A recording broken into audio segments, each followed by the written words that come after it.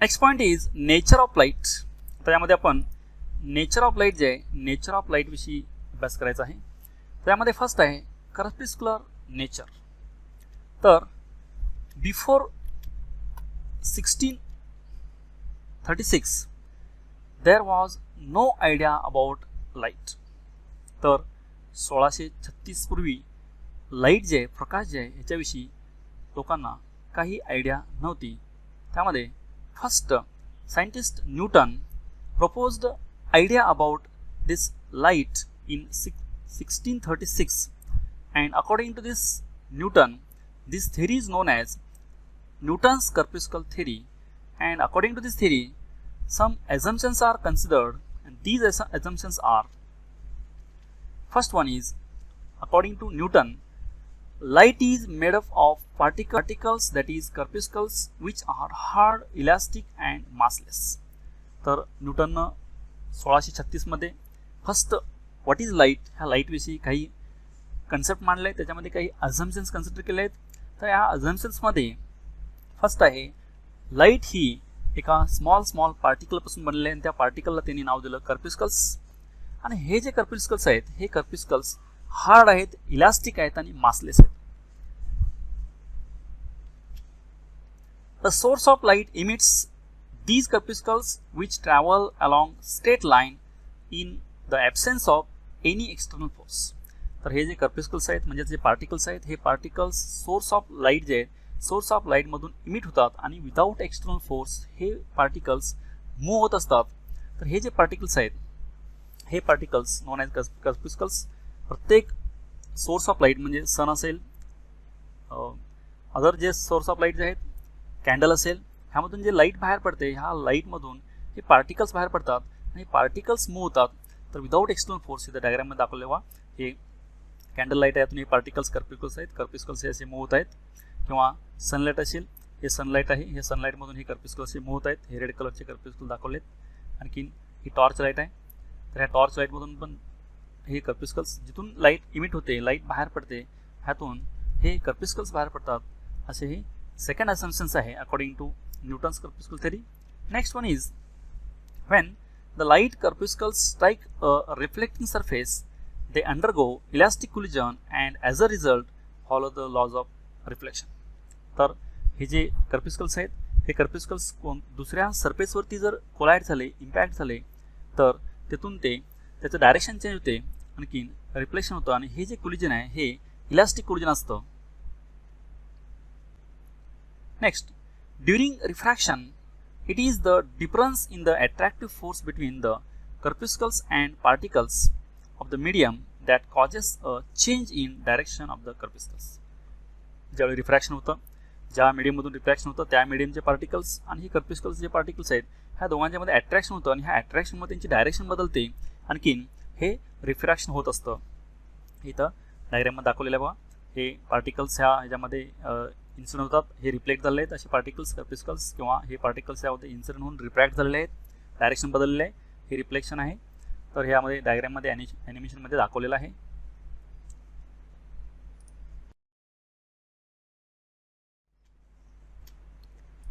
Next assumption आहे, a denser medium exerts a larger attractive force on light corpuscles to accelerate them along the normal to the boundary. तर हे जे कर्पिस्कल्स particles आहेत, कॉर्पिस्कल्स, ह्या कॉर्पिस्कल्सवरती हे denser medium जे आहे, हे denser medium large attractive force, जास्त प्रकारचा अट्रॅक्टिव्ह फोर्स ह्याच्यावरती ॲड करतं, आणि हे नॉर्मल डायरेक्शनमध्ये हे एक्सेलरेट होतात बाउंड्रीला. त्या बाउंड्रीच्या जे मीडियमचे दोन मीडियमची जी बाउंड्री आहे, ह्या बाउंड्रीच्या नॉर्मल डायरेक्शनमध्ये हे एक्सेलरेट होतात कॉर्पिस्कल्स. Thus, Newton's theory predicted that the speed of light in denser medium would be higher than that in rare medium. This contradicts the experimental observation.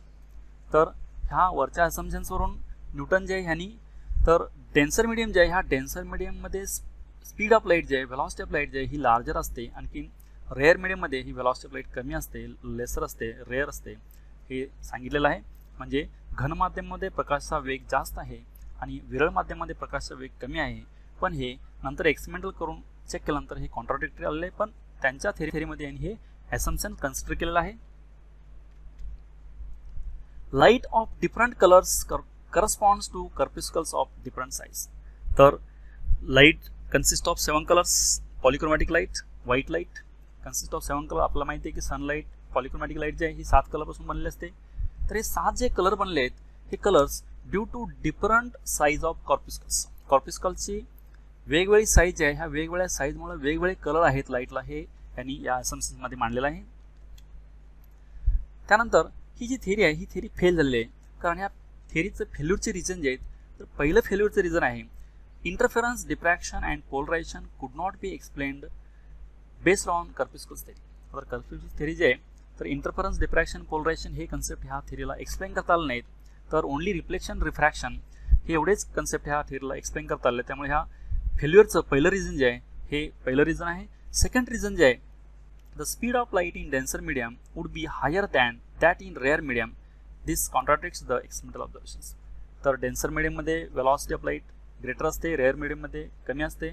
हे यांचं असम्पशनमध्ये आहे, पण एक्सपेरिमेंटल करून चेक केल्यानंतर हे जे असम्पशन्स हे रॉंग आहे. कारण वेलॉसिटी ही ॲक्च्युली रेअर मीडियममध्ये जास्त असते, डेन्सर मीडियममध्ये कमी असते. त्यामुळं ह्या दोन रिझनमुळं ही जी थेरी आहे ही न्यूटनची थेरी जी आहे फेल झालेली आहे.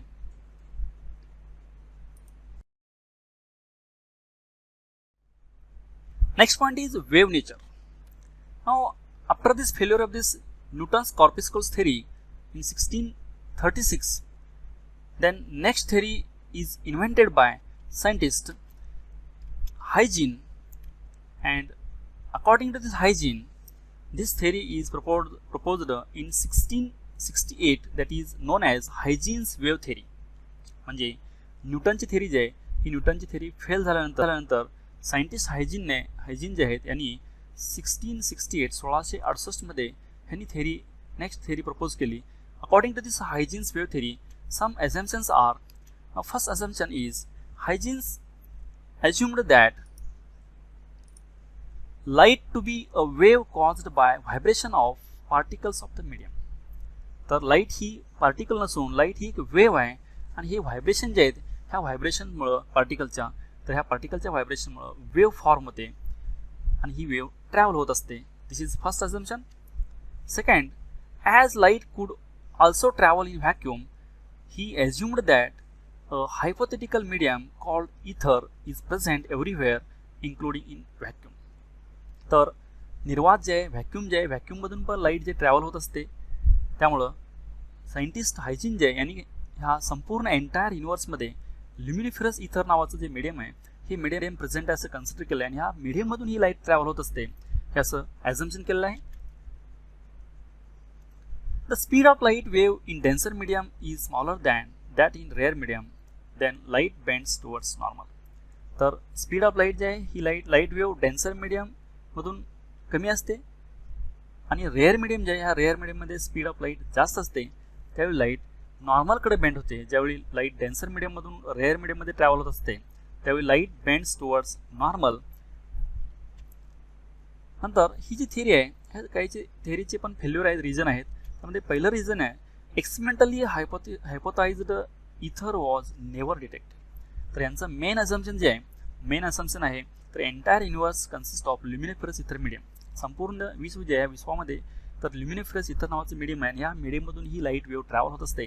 पण एक्सपेरिमेंट करून चेक केल्यानंतर ह्या एंटायर युनिवर्समध्ये कुठेही ल्युमिनिफरस इथर नावाचं मीडियम सापडलेलं नाही.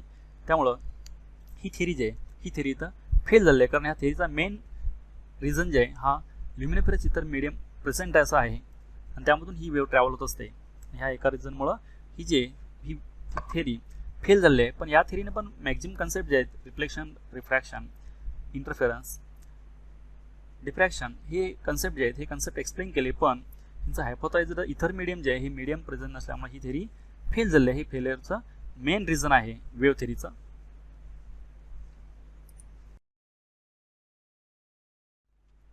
Next point is dual nature of light.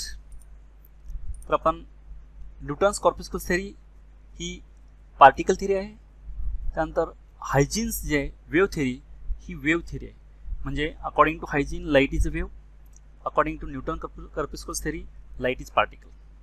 आपण लाईट इज अ पार्टिकल हे कन्सिडर करून काही कन्सेप्ट जे आहेत फोटो इलेक्ट्रिक इफेक्ट वगैरे ह्या कन्सेप्ट जे आहेत ह्या कन्सेप्ट पार्टिकल नेचरनं एक्सप्लेन करता येतात. त्या वेव्ह नेचरनं एक्सप्लेन करता आलेले नाहीत.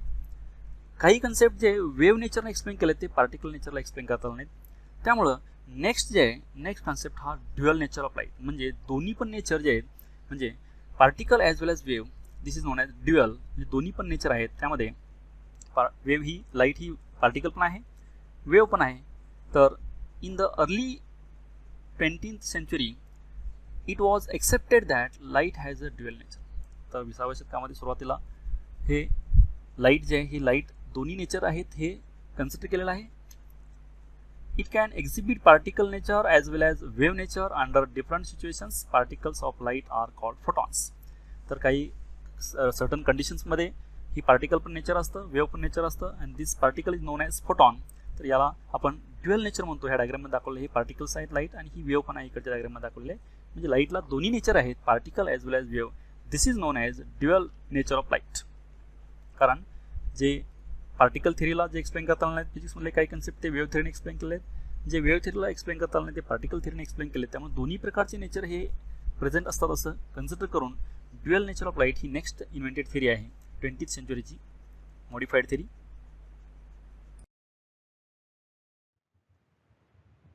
Thank you for watching this video. Keep watching videos and don't forget to subscribe, like and share.